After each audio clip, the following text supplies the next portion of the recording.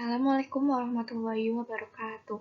Perkenalkan, nama saya Kayla Salmanazara dari kelas 11 MIPA 1, absen 16. Di sini saya akan mempresentasikan bab muamalah dari pelajaran pendidikan agama Islam. Materi yang pertama yaitu prinsip ekonomi Islam. Apa sih ekonomi Islam itu? Ekonomi Islam adalah upaya atau usaha untuk mengatur dan menjalankan roda perekonomian yang berdasarkan pada nilai-nilai syariat Islam yang diatur dalam Al-Quran, hadis, dan ijma. Prinsip ekonomi Islam itu melalui pendekatan normatif dan pendekatan positif. Prinsip dan praktek ekonomi dalam Islam ada 3. Hendaknya dilakukan dengan cara yang baik, hendaklah kegiatan ekonomi teradministrasikan dengan tertib, dan dilakukan secara terencana dan profesional. Apa sih tujuan prinsip ekonomi Islam? Tujuannya adalah agar manusia dapat melakukan kegiatan ekonomi secara islami. 2. Agar manusia dapat mencapai kesejahteraan di dunia dan di akhirat. 3. Agar manusia dapat saling memberikan manfaat kepada manusia yang lain. 4. Agar manusia dapat melakukan kegiatan ekonomi yang dapat menyelamatkan keyakinan agama, menyelamatkan jiwa, menyelamatkan keturunan, dan menyelamatkan harta. Macam-macam prinsip ekonomi Islam. Yang pertama, segala sumber daya termasuk ekonomi merupakan pemberian atau titipan Allah Subhanahu wa taala. 2. Kegiatan ekonomi Islam dilakukan untuk memperoleh laba dunia akhirat. 3. Ajaran Islam mengakui kepemilikan ekonomi secara pribadi. 4.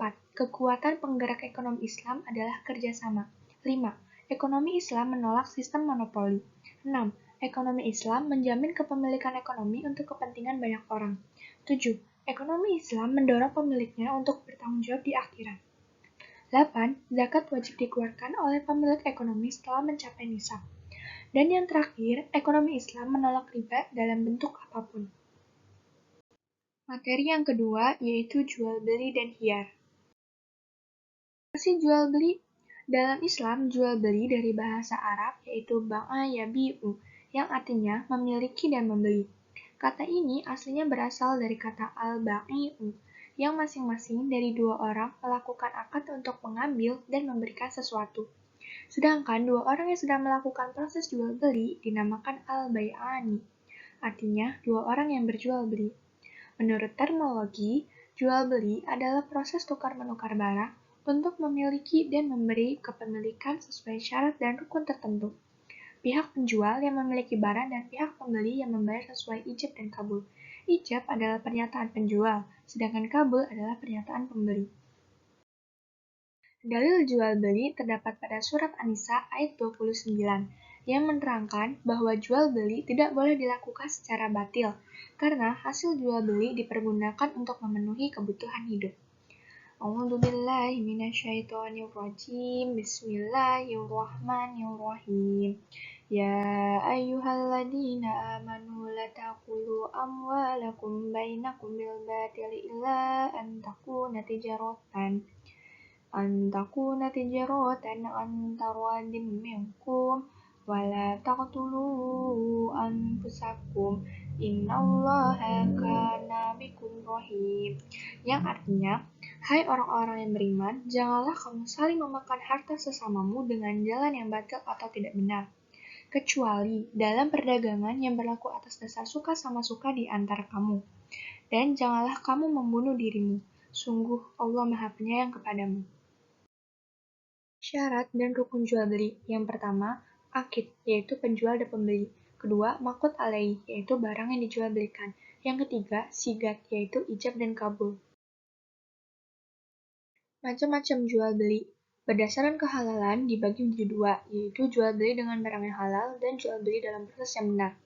Untuk jual beli yang terlarang, dibagi lagi menjadi 2, yaitu terlarang karena barangnya dan terlarang karena prosesnya. Yang dimaksud yaitu jual beli yang dilakukan dengan cara menipu, jual beli yang barangnya tidak ada, jual beli hasad atau jual beli lemparan, jual beli dengan mula masah artinya jual beli dengan cara sentuhan, jual beli najasi yakni jual beli dengan menggunakan tukang tawar, membeli barang yang sudah dibeli oleh orang lain dalam masa hiyar, dan yang terakhir jual beli untuk menyempitkan gerakan pasar. Apa sih hikmah dari jual beli? Yang pertama, dapat memenuhi kebutuhan hidup manusia. Kedua, dapat menggerakkan ekonomi Islam. Yang ketiga, mencari dan mendapatkan karunia Allah SWT. Empat, dapat membuka peluang pekerjaan.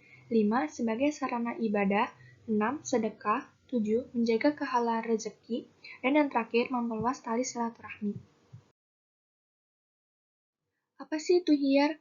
Hiyar adalah kebebasan penjual atau pembeli untuk memilih, meneruskan, atau membatalkan proses jual beli. Macam-macam hiyar. Yang pertama, ada hiyar majelis, artinya hiyar ditentukan oleh tempat. Yang kedua, ada hiyar syarat, artinya seorang penjual dan pembeli dalam meneruskan atau membatalkan jual beli ditentukan oleh syarat yang disepakati keduanya. Dan yang terakhir, adanya hiyar aibi, yaitu seorang penjual dan pembeli meneruskan atau membatalkan proses jual beli ditentukan oleh ada atau tidaknya cacat suatu barang. Materi yang ketiga, syirkah. Apa itu syirkah? Kata syirkah di dalam bahasa Arab berasal dari kata syarika. Menurut arti asli bahasa Arab, syirkah artinya mencampurkan dua bagian atau lebih sehingga tidak boleh dibedakan lagi satu bagian dengan bagian lainnya. Syirkah merupakan suatu akad kerjasama antara dua orang atau lebih untuk suatu usaha tertentu di mana setiap pihak memberikan kontribusi dana atau amal dengan kesepakatan bahwa keuntungan dan kerugian akan ditanggung bersama sesuai dengan kesepakatan yang telah ditentukan. Dalil syirkah terdapat pada surat Al-Anfal ayat 41 dan surat Al-Maidah ayat 2. Macam-macam syirkah. Yang pertama ada syirkah inan, kedua syirkah wujuh, ketiga syirkah obedan, yang keempat syirkah mufawadah, dan yang terakhir syirkah mudarabah. Apa sih rukun dan syarat syirkah? Rukun syirkah yang pertama, kedua belah pihak yang akan berangkat atau akidani. Yang kedua, objek akad yang disebut juga maqud alaihi mencakup pekerjaan ataupun modal. Yang ketiga, akad atau bisa disebut juga dengan istilah sigat. Untuk syarat syirkahnya, yang pertama syarat lafaz. Yang kedua, syarat untuk menjadi anggota perserikatan adalah berakal, balik, dan merdeka. Yang ketiga, ada syarat dari modal perkongsian. Materi yang keempat, yaitu riba dan bunga. Apa sih riba? Riba berasal dari bahasa Arab yang artinya tambahan. Di dalam kegiatan ekonomi Islam seperti jual beli, sewa menyewa, dan utang piutang, sering dijumpai adanya tambahan tertentu yang diikat dengan suatu perjanjian. Ikatan perjanjian ini dilakukan antara kedua pihak di awal kegiatan transaksi. Apa sih sebab-sebab keharaman riba? Riba juga mengandung unsur kerusakan. Satu di antaranya adalah merajalelanya penguasaan kaum kapital atau pemilik modal untuk menguasai kaum marginal atau kaum miskin. Dengan berkembangnya sistem riba, maka slogan yang kaya makin kaya akan terus terjadi. Dalil larangan riba terdapat pada surat Al-Baqarah ayat 278 dan 279. Terdapat juga pada hadis Nabi Muhammad SAW. Macam-macam riba. Yang pertama, riba fadl. Yang kedua, riba nasi'ah. Yang ketiga, ribayat. Dan yang terakhir, riba qardi. Apa sih hikmah larangan riba? Yang pertama, membebaskan sifat malas umat Islam. Dua, menghindarkan perilaku zalim antara orang kaya terhadap orang miskin. Tiga, membebaskan hilangnya sikap sosial seseorang. Empat, menimbulkan kehancuran ekonomi umat Islam. Lima, memutuskan tali silaturahmi antar umat Islam. Enam, menghindarkan kerusakan individu dan masyarakat di bidang ekonomi. Dan yang terakhir, membebaskan penindasan ekonomi seseorang. Materi yang kelima yaitu bank secara islami, atau juga disebut dengan bank syariah. Bank syariah merupakan sebuah lembaga yang menggunakan tata cara dan prinsip secara islami, sehingga tidak merugikan pihak nasabah. Apa sih fungsi bank syariah? Yang pertama, menghimpun dan menyalurkan dana masyarakat. Kedua, menghimpun dana sosial yang berasal dari wakaf sesuai dengan kehendak memberi wakaf. Dan yang terakhir, menjalankan fungsi sosial dalam bentuk lembaga baitul mal, yaitu menerima dana yang berasal dari zakat, infak, sedekah, dana sosial lainnya, dan menyalurkan kepada organisasi pengelola zakat. Prinsip bank syariah. Yang pertama, mudarabah. 2. Musyarakah. 3. Wadiyah. 4. Murabahah. 5. Salam. 6. Istihnah. 7. Ijarah. 8. Qard. 9. Hawalah atau hiwalah. Dan yang terakhir wakalah.